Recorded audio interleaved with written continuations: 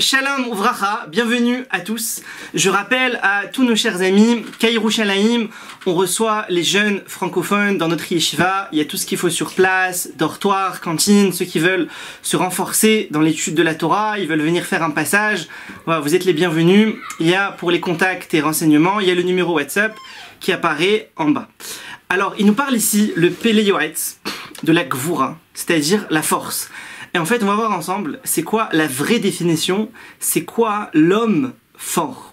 Alors, on commence par un Pirkei Avot, chapitre 4, première Mishnah. Ezeu Gibor, c'est qui l'homme fort? À Kovesh et Yetzro, celui qui réussit à conquérir, ça veut dire dans le sens de surmonter son Yetzer Hara.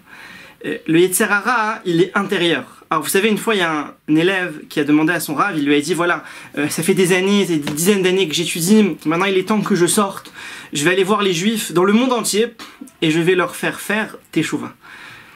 Alors le Rav, il lui a dit va. Le Rav, il a voulu le laisser voir par lui-même. Il est parti de ville en ville, de pays en pays, il est revenu et il a dit au Rav, c'est pas possible. C'est pas possible, les gens, il y en a qui veulent pas m'écouter, il y en a qui sont pas intéressés.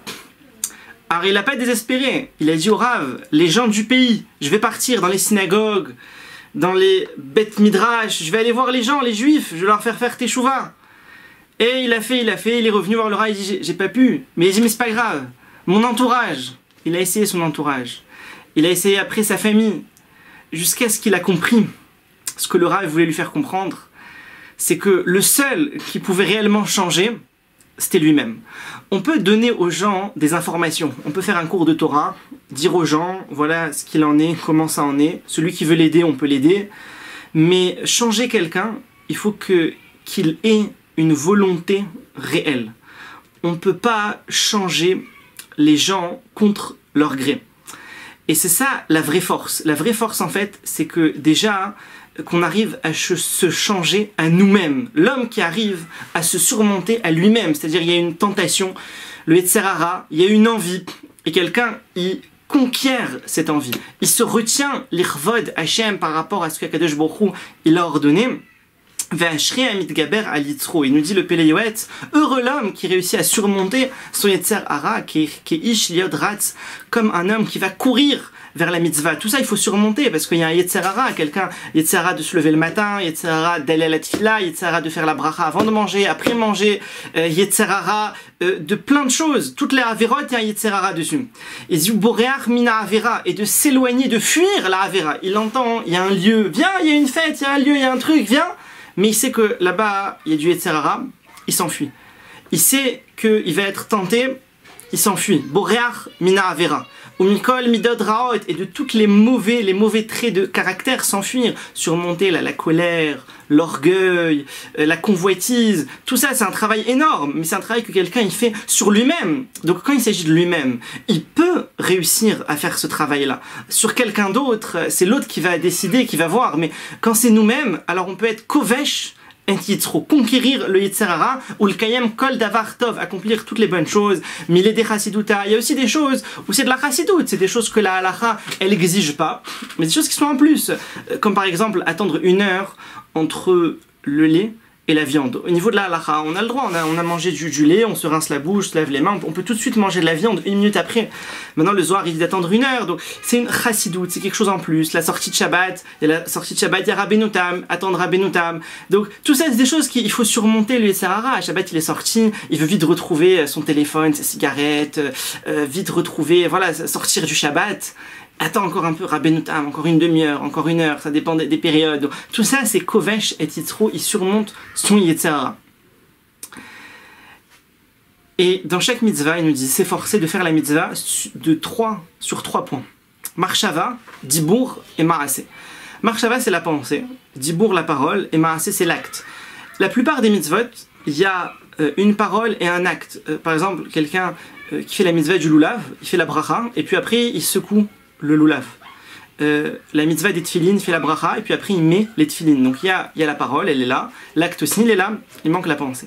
La pensée c'est au moment où je mets mes tefilines, alors je dis je les mets parce que Hachem m'a ordonné pour me connecter avec Akadosh Baruch Hu, pour me rappeler l'unicité d'Akadosh Baruch Hu, et ainsi de suite. Chaque mitzvah, quelqu'un il va au mikvé par exemple, dans le mikvé il y a uniquement un acte, il n'y a pas de parole. Et il n'y a pas de pensée. Alors la parole, on peut rajouter le Leshem Yichud avant de rentrer au mikvé. Et au moment où il est dans le mikvé, la pensée. Penser à se purifier, penser à éloigner les Averot, à éloigner le Yetzer Hara, toutes sortes de pensées qui existent au moment du mikvé. Et donc comme ça, quelqu'un, il a complété la mitzvah sous ces trois facettes. Et c'est quelque chose de très important, parce que lorsqu'une mitzvah elle est complète, alors elle monte très haut et très vite chez Akadosh Baruch Hu, c'est un grand mérite pour la personne et aussi pour tout le Ham Israël, puisqu'on est tous liés chacun l'un avec l'autre.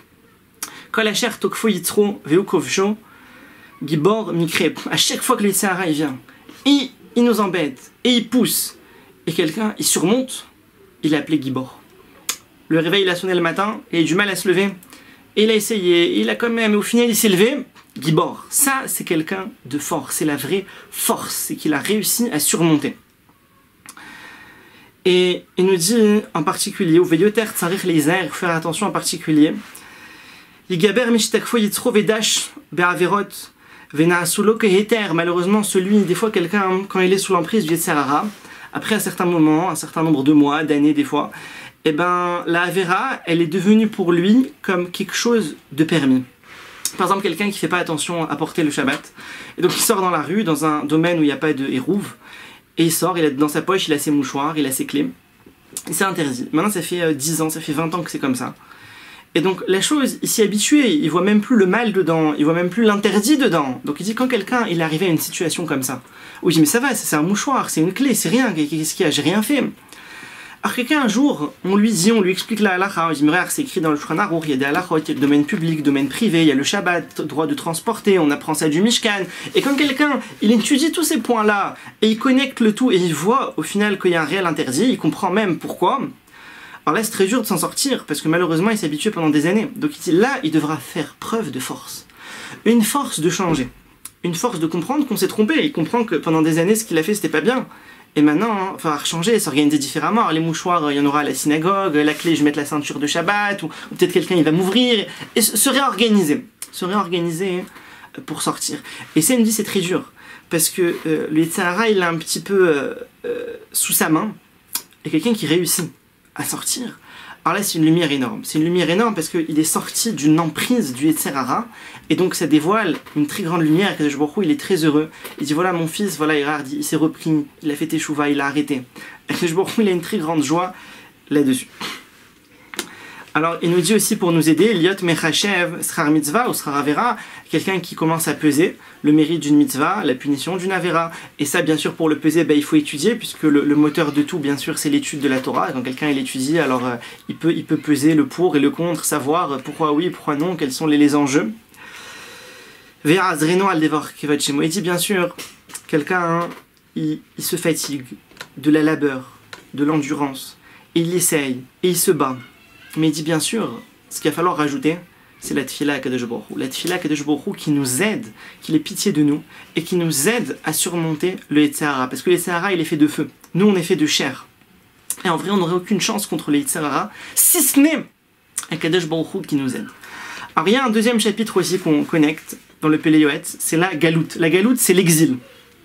Amro Rabotenu, nos sages nous ont dit, et ça aussi c'est un Pirkei Avot, chapitre 4, Mishnah 14, Eve Golé Limkom Torah. Exile-toi dans un endroit de Torah. Alors il faut déjà comprendre que le mot galoute en soi, qu'est-ce que ça veut dire? Il y a plusieurs degrés, plusieurs définitions. Il y a de manière générale la galoute dans laquelle on est, c'est-à-dire l'exil qu'on vit, tant que le Mashiach n'est pas arrivé et que le Beth Amikdash n'est pas reconstruit. Alors ça, cet exil, c'est un exil qui va prendre fin pour tout le monde au même moment lorsque le Mashiach il va arriver. Il y a un deuxième exil, c'est le fait d'être en dehors d'Israël. Alors celui qui est en Israël, il a cet exil-là en moins. Bien sûr, l'exil au niveau du Mashiach, du Beth Amikdash, ça nous concerne tous, habitants d'Israël ou pas. Mais en tout cas, celui qui habite en Israël, il y a l'exil en dehors d'Israël en moins. Et puis il y a aussi l'exil particulier. Il y a celui qui est exilé dans le sens où il est exilé, il est loin d'Hachem, il est loin de la Torah, il est loin des mitzvot. Donc lui aussi, il est quelque part exilé, dans un exil, dans une galoute spirituelle. Et donc, ils nous disent, nos sages, sois gaulé l'imkom Torah. Lorsque quelqu'un il doit s'exiler, alors c'est sûr que d'un autre côté, les sages nous disent, il vaut mieux qu'il habite là où ses parents ont habité. C'est mieux, si quelqu'un il peut continuer à vivre là où ses parents ils ont vécu, c'est bien. Maintenant, si jamais l'endroit ne lui convient pas, pour diverses raisons, et entre autres peut-être à cause de la Torah, comme les sages nous disent dans Baba Metzia, page Ainhe, là-bas ils nous disent Man de Vishle, Behai Mata, les îles les Mata, Acharité.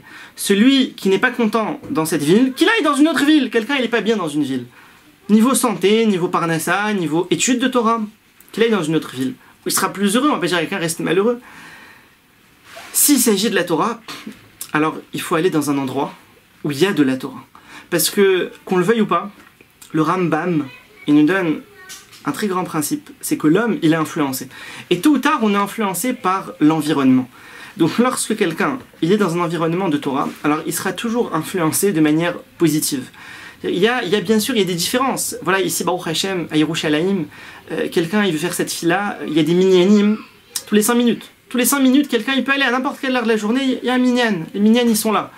Cours de Torah, il y a des endroits à Yerushalayim où il y a des cours de Torah toute la journée, du matin au soir. Quelqu'un qui travaille, à un moment donné dans sa journée de travail, il veut se libérer, il veut aller étudier, il s'assoit, il y a un cours de Torah qui est là. Alors c'est pas partout qu'il y a cette chance-là. Des fois, il y a des endroits, la plupart des endroits, surtout en dehors d'Israël, il y a un minyan, le minyan a un minyan à telle heure le matin, un minyan de mincha, il a raté. Donc, quelqu'un, quand il est dans un makom de Torah, alors, bien sûr, il reçoit du lieu, ça influe sur lui, à tel point que Rabbi Yossé ben Kisma, il nous dit à la fin des Pirkei Avot, chapitre 6, Mishnah 9, Imata noten likol kesev ezav sheba olam. Si tu me donnes tout l'or et l'argent du monde, et nidar et la bimkom Torah, je n'habiterai que dans un lieu de Torah. Parce qu'un lieu de Torah, alors quelqu'un, automatiquement, il est protégé. C'est vrai qu'il est protégé.